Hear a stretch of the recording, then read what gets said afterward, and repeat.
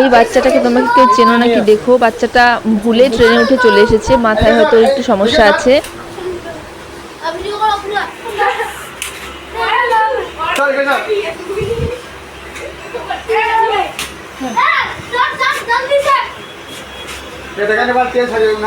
আসলে এই ছেলেটাকে আমরা আলতাগ্রাম স্টেশনে দেখেছিলাম। এই ছেলেটা আমাদের সঙ্গে, আমরা ওই ট্রেনেই আসছিলাম আলতাগ্রাম স্টেশন, মানে স্টেশন থেকে ওখানে ওই যে সামনের লোকগুলো ওকে ট্রেনে তুলে দিয়েছে। ও নাকি আগে একটা ট্রেনে এসে নেমেছিল, তাই ওরা এখন ওখানে কি করবে তাই ওকে তুলে দিয়েছে এই ট্রেনে। তাই আমরা দেখলাম, ওকে জিজ্ঞাসা করলাম, ও কথা বলতে পারে না, ওর নাম জিজ্ঞাসা করলাম, বলতে পারলো না।